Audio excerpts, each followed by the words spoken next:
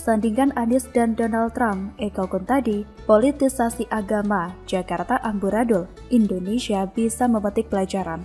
Ditulis oleh tim redaksi jurnal dari berbagai sumber. Sebetulnya saya sih capek ya ngomongin soal Anies Baswedan, tapi gimana ya? Diomongin kitanya capek, nggak diomongin resikonya lebih gede. Emang sih kalau soal ngomong Anies jagonya, tapi kalau soal kerja lain lagi ceritanya. Pegiat media sosial Eko Kuntadi kembali memberikan sindiran ke Gubernur DKI Jakarta Anies Baswedan.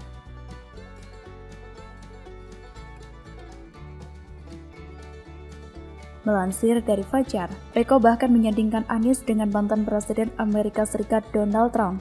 Menurut Eko, kedua sosok itu hampir sama-sama melakukan politisasi agama dan tak mempunyai prestasi.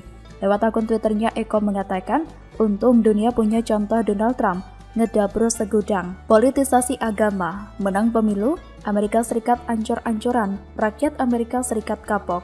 Ia juga mengungkapkan bahwa kita juga punya Anies, ngedabru sekebon, politisasi agama, menang pilkada, dan Jakarta amburadul. Indonesia bisa memetik pelajaran. Eko juga mengomentari artikel berita soal pembelaan relawan Milianis 2014 terkait serangan buzzer ke mantan Mendikbud itu dengan menyertakan tanggapan layar berita berjudul Anies diserang dan difitnah. Relawan Milianis tipu daya Allah jauh lebih dahsyat. Kata Eko Kuntadi, mulai deh ngajak Allah berpolitik. Sebelumnya, Ketua Umum Jaringan Nasional Milianis Muhammad Ramli Rahim mengatakan potensi Anies Baswedan yang begitu besar di Pilpres 2024 menjadi momok tersendiri bagi lawan politiknya. Kata Ramli, sesungguhnya dia jadi bingung, bukankah hampir semua survei yang dipublikasikan Anies hanya urutan ketiga. Tapi mengapa Anies terlihat begitu ditakuti? Dan segala cara dan upaya digunakan untuk mengganjal Anies. Ramli Rahim membeberkan oknum-oknum tersebut sepertinya sudah kehabisan cara menyerang Anies, hingga hanya mengandalkan fitnah untuk menjatuhkan Gubernur DKI Jakarta itu. Ramli menegaskan sehebat apapun lawan menyerang, pihaknya optimis Anies Baswedan tetap maju dalam pertarungan 2024 mendatang. Jadi, intinya kata Ramli, sehebat apapun tipu daya kalian ketika Allah berkehendak, maka tipu daya Allah jauh lebih dahsyat. Ya, begitulah cara Anies mencari muka untuk mengikuti ajang nyapres dengan cara mendekati kelompok yang disinyalir akan menuai masa banyak di 2024 kelak. Dulu, ketika Pilkada DKI Jakarta saja bisa dilihat cara dia berjualan agama dengan para pendukungnya yang sekarang masanya entah kemana semenjak organisasinya punah. Wajar jika publik kerap memergoki bahasa tubuh Anies yang tidak sesuai dengan adat timur ketika bersama dengan Presiden Jokowi. Anies mengadaptasi budaya barat untuk menciptakan citra bahwa secara level intelektual dirinya sama dengan seorang Jokowi. Misalnya dengan berkacak pinggang dan nunjuk-nunjuk ke arah muka. Kalau ditanya pasti bilangnya terbiasa dengan gaya di Amerika sana. Padahal tujuannya memang begitu, saya kira untuk menyamakan dirinya dengan Jokowi. Maka dengan label gubernur yang saleh atau gubernur muslim yang Anies dapatkan, sejatinya adalah kemunafikan dan pencitraan belaka. Dengan pengibulan dan tak mendapati janji-janjinya, Anies tidaklah mencerminkan sifat Islam atau seorang muslim. Anies hanya politisi yang meraih kekuasaan dengan jualan agama, jualan ayat dan mayat, pendukung para kadrun yang mabok agama. Artinya dia adalah orang yang bisa dikatakan tidak melakukan tugasnya sesuai dengan koridor, yakni berkonsultasi ataupun membicarakannya dulu kepada pihak legislatif yang mewakili rakyat DKI Jakarta. Ia menyembunyikan hal ini dengan kulit baju bernama agama, dan saya yakin kecerdasan keluarga itu meningkat karena mereka mulai tidak percaya dengan apa yang dikerjakan ataupun yang dikatakan oleh si manipulator agama ini. Ahok pernah mengatakan kalimat yang diucapkan oleh Abraham Lincoln, jika kamu mau mengetahui karakter seseorang, berikan dia kekuasaan. Dan saya sangat setuju dan kita bisa melihat bersama-sama siapa Anies Baswedan sesungguhnya. Dia melayani hasratnya sendiri tanpa memikirkan keinginan rakyat dan juga konsistensi dalam menjadi seorang pemimpin. Orang macam ini memang karir politiknya harus segera diselesaikan. Jangan sampai Indonesia pada akhirnya menyesal, melanjutkan penyesalan orang Jakarta hanya karena dipermainkan agamanya. Begitulah kura-kura.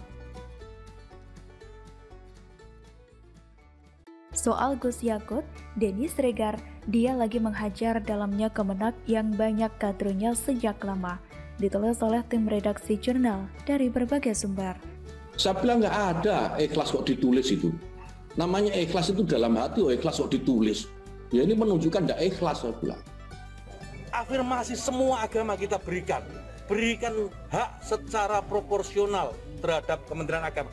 Harus menjadi kementerian semua agama, melindungi semua umat beragama. Ada yang tidak setuju, kementerian ini harus Kementerian Agama Islam, karena Kementerian Agama itu adalah hadiah negara untuk umat Islam. Saya bantah, bukan. Belakangan ini ramai diperbincangkan soal pernyataan Menteri Agama Gus Yakut yang menjadi kontroversi dari berbagai pihak. Namun, pegiat media sosial Denny Sregar menilai bahwa wajar saja jika Menteri Agama Yakut Khalil Qomas alias Gus Yakut dihajar berbagai pihak. Melansir dari Terkini, hal itu karena menurut Denny Sregar, Gus Yakut sedang menghajar para kadrun yang sudah sejak lama ada di dalam Kementerian Agama. Seperti diketahui, Gus Yakut mendapat banyak kritikan usai mengatakan bahwa Kemenak adalah hadiah negara khusus untuk Nahdlatul Ulama, bukan untuk umat Islam secara keseluruhan. Salah satu yang mengkritik pernyataan Yakut itu yakni Sekretaris Umum PP Muhammadiyah Abdul Mukti. Abdul Mukti mengaku tidak mengetahui apa maksud dan tujuan Yakut melontarkan pernyataan itu. Terlebih, menurutnya pernyataan Yakut mengenai sejarah Kemenak bertentangan dengan apa yang ia ketahui selama ini. Namun, Mukti menyatakan Muhammadiyah enggan berpolemik terlalu jauh terkait pernyataan dari Yakut tersebut. Sementara itu, Wakil Sekretaris Jenderal Partai Keadilan Sejahtera Ahmad Fathul Bari berpendapat, mengkritik bahwa Gus Yakut mestinya bersikap bijak dan memosisikan diri lebih baik. Adapun Ketua Dewan Masjid Indonesia atau DMI Yusuf Kala pun membantah pernyataan Yakut bahwa Kemenak adalah hadiah. Kata JK, itu bukan hadiah. Itu adalah keharusan karena kita negeri ini berdasarkan dengan ketuhanan yang Maha Esa. Tentu, semua agama sangat penting untuk dilindungi. Sementara itu, Ketua Umum Partai Amanat Nasional Zulkifli Hasan mengingatkan bahwa sebagai pembantu presiden, Yakut seharusnya berpikir untuk bangsa bukan golongan tertentu. Saya tidak tahu apa maksud dari pernyataan menak Yakut tersebut. Namun, apa yang dikatakan Denny Sregar bisa jadi masuk akal karena untuk menghancurkan atau merusak tatanan negara, para kadron bisa saja masuk ke dalam kementerian atau organisasi pemerintahan. Contoh saja KPK.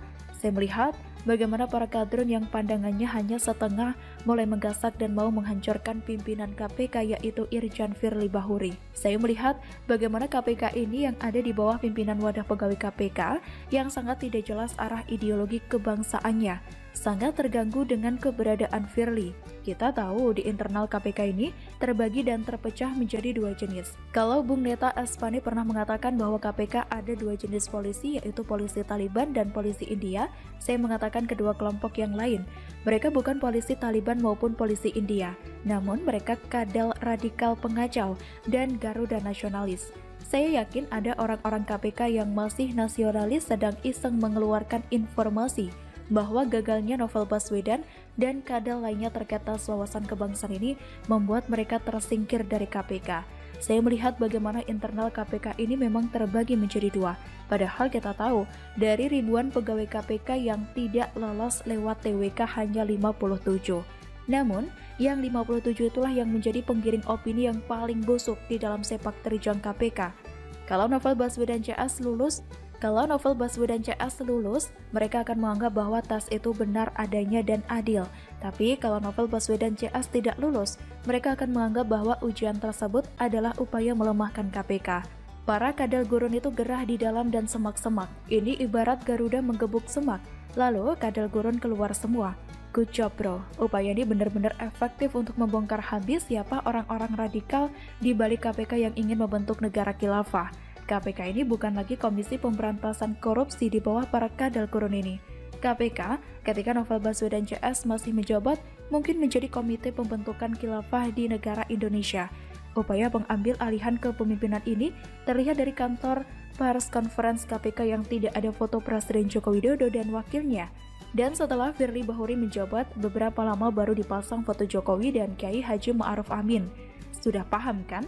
Semoga saja NKRI tetap menjadi junjungan tertinggi dari para pimpinan KPK sampai ke pegawai-pegawainya. Jika memang Gus Yakut sedang membasmi kadrun yang ada di tubuh Menak, saya hanya bisa berdoa, semoga cepat bersih dan steril. Amin. Begitulah kura-kura.